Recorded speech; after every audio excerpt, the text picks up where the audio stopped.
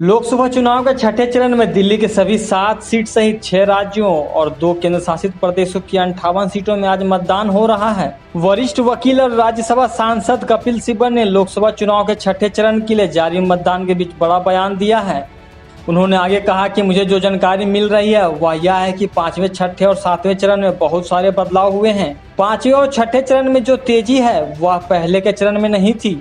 लोग राम मंदिर के बारे में नहीं बल्कि महंगाई, बेरोजगारी और अन्य मुद्दों के बारे में बात कर रहे हैं, जिनका स्थानीय स्तर पर प्रभाव पड़ता है और भाजपा को इन चरणों में बहुत नुकसान होगा। राजनीतिक नेताओं ने 1 जून को लोकसभा चुनाव के अंतिम चरण को लक्ष्य करते हुए अपने चुनाव अभियान तेज कर दिए हैं। पीएम मोदी ने कहा कि कलकत्ता उच्च न्यायालय ने देश के सामने इंडी गठबंधन की एक और साजिश का खुलासा किया है। इंडी गठबंधन के लोगों ने पश्चिम बंगाल में 77 मुस्लिम जातियों को खटखट ओबीसी का दर्जा दिया। इसके बाद सरकारी नौकरियों में जो लाभ पिछड़ी और ओबीसी जातियों को मिलना चाहिए था वो इन 77 मुस्लिम जातियों को मिलना शुरू हो गया।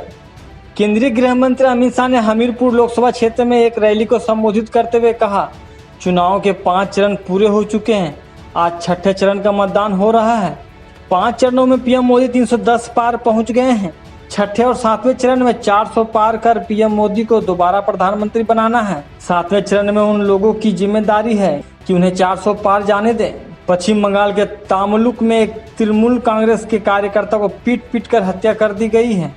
तृणमूल कांग्रेस के इसके पीछे बीजेपी का हाथ होने का आरोप लगाया है। राष्ट्रीय राजधानी के अलावा उत्तर प्रदेश की 14, हरियाणा की सभी 10, बिहार और पश्चिम बंगाल की 8, उड़ीसा के 6, झारखंड की 4 और जम्मू कश्मीर की 1 सीट पर होगा। इसके अलावा उड़ीसा के 42 विधानसभा सीट पर मतदान हो रहा है। छठे चरण में कई दिग्गज नेता मैदान में हैं। इनमें 3 केंद्रीय मंत्री धर्मेंद्र प्रधान, कृष्णपाल सिंह गुर्जर और राव इंद्रजीत सिंह मैदान में हैं।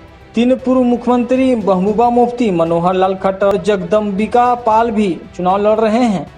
इनके अलावा मनोज तिवारी, मेनका गांधी, नवीन जिंदल, बांसुरी स्वराज, संदीप पात्रा, राज बब्बर, निरहुआ भी अपनी किस्मत आजमा रहे हैं।